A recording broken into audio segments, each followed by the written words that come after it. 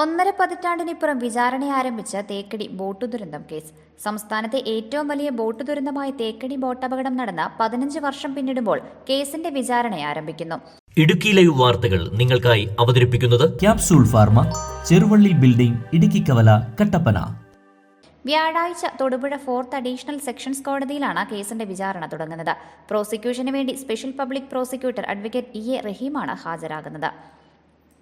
2009 September 30-നായിരുന്നു KTDCയുടെ ഇരുനില ബോട്ടായ ജലകന്യക മുങ്ങി 23 വനിതകളടക്കം 45 പേർ മരിച്ച തേക്കടി ദുരന്തമുണ്ടായത്.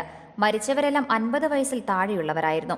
ഇതിൽ 7-നും 14-നും ഇടയിൽ പ്രായമുള്ള 13 കുട്ടികളുണ്ടായിരുന്നു. ബോട്ടിൽ 82 വിനോദസഞ്ചാരികളാണ് ഉല്ലാസയാത്ര നടത്തിയത്. ബോട്ട് ലാൻഡിംഗിൽ നിന്ന് 7 കിലോമീറ്റർ അകലെയായിരുന്നു അപകടം.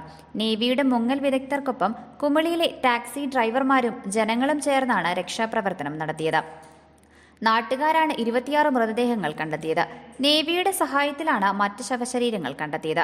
മരണപ്പെട്ടവരിലേറെയും തമിഴ്നാട്, ബാംഗ്ലൂർ, ആന്ധ്രാപ്രദേശ്, ഹൈദരാബാദ്, മുംബൈ, ഹരിയാന, ന്യൂഡൽഹി, കൽക്കട്ട എന്നീ പ്രദേശങ്ങളിൽ നിന്നുള്ളവരായിരുന്നു.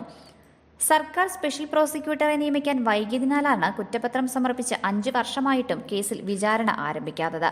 ദുരന്തമുണ്ടായ 2009-ൽ തന്നെ സർക്കാർ സ്പെഷ്യൽ പ്രോസിക്യൂട്ടറായി ഹൈക്കോടതി അഭിഭാഷകനെ നിയമിച്ചിരുന്നെങ്കിലും ഇദ്ദേഹം സ്ഥാനമൊഴിഞ്ഞു.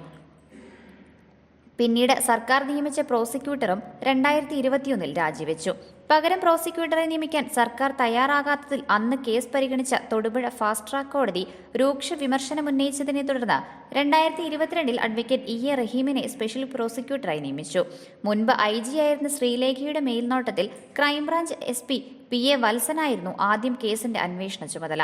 ബോട്ടിലെ ഡ്രൈവർ, ലാസ്കർ, ബോട്ട് ഇൻസ്പെക്ടർ തുടങ്ങിയവരെ ക്രൈംബ്രാഞ്ച് അന്വേഷണ സംഘം ആദ്യഘട്ടത്തിൽ അറസ്റ്റ് ചെയ്തിരുന്നു. എന്നാൽ ക്രൈംബ്രാഞ്ച് നൽകിയ ആദ്യ കുറ്റപത്രം കോടതി തള്ളി. തുടർന്ന് 5 വർഷത്തോളം തുടരന്വേഷണം വഴിമുട്ടിയ അവസ്ഥയിലായിരുന്നു. കോട്ടയം ജില്ലാ ക്രൈംബ്രാഞ്ച് SP സാബു മാത്യു ഏറ്റെടുത്തതോടെയാണ് കേസിൽ പിന്നീട് പുരോഗതിയുണ്ടായത്. അപകടത്തിൽ നേരിട്ട് ബന്ധമുള്ളവർക്കെതിരെയുള്ളതായിരുന്നു ആദ്യ കുറ്റപത്രം. ബോട്ട് ഡ്രൈവർ, ബോട്ടിന്റെ ചുമതലയുള്ള ഉദ്യോഗസ്ഥർ, ടിക്കറ്റ് നൽകിയവർ എന്നിവർ ഉൾപ്പെടെ 7 പേരാണ് ആദ്യ കുറ്റപത്രത്തിലുള്ളത്.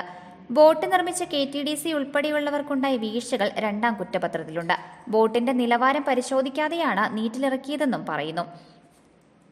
2014 ഡിസംബർ 24-ന് തൊടുപുഴ 4ാം അഡീഷണൽ സെഷൻസ് കോടതി കുറ്റകൃത്യങ്ങൾ 2 തരത്തിലുണ്ടെന്ന് കണ്ടെത്തി. ഇത് തിരിച്ച് വെവ്വേറെ കുറ്റപത്രം നൽകാനും ഉത്തരവിട്ടു. KTDCയുടെയും ടൂറിസം വകുപ്പിന്റെയും പങ്ക് അന്വേഷിക്കാത്തതും കോടതി നിരീക്ഷിച്ചു. തുടർന്ന് 2019 ഓഗസ്റ്റിലും സെപ്റ്റംബറിലുമായി A, B എന്നിങ്ങനെ 2 കുറ്റപത്രങ്ങൾ സമർപ്പിച്ചു. കേസിൽ 309 സാക്ഷികളെയാണ് വിസ്തരിക്കാനുള്ളത്. ദുരന്തമുണ്ടായതിന് പിന്നാലെ ജുഡീഷ്യൽ അന്വേഷണവും സർക്കാർ പ്രഖ്യാപിച്ചിരുന്നു. റിട്ടയർഡ് ജസ്റ്റിസ് മൊയ്തീൻ കുഞ്ഞിന്റെ നേതൃത്വത്തിൽ ജുഡീഷ്യൽ അന്വേഷണം പൂർത്തിയാക്കി സർക്കാരിന് 256 പേജുള്ള റിപ്പോർട്ട് നൽകിയെങ്കിലും ഇതുവരെ ഒരു നടപടിയും ഉണ്ടായിട്ടില്ല. News desk, Idukki live. Idukki live വാർത്തകൾ നിങ്ങൾക്കായി അവതരിപ്പിച്ചത് കട്ടപ്പനയിലെ ആദ്യത്തെ supermed store capsule pharma, Cheruvally building, Idukki കവല. എല്ലാ മരുന്നുകൾക്കും 10 മുതൽ 60% വരെ വിലക്കുറവ്. ബേബി കെയർ, പെറ്റ് കെയർ എന്നിവയ്ക്കായി പ്രത്യേക വിഭാഗം. കോസ്മെറ്റിക്സുകളുടെ വിപുലമായ ശേഖരം. ഹോം ഡെലിവറി സൗകര്യം. വിശാലമായ പാർക്കിംഗ് ഏരിയ. ഇനി മരുന്നുകളെല്ലാം കുറഞ്ഞ വിലയിൽ.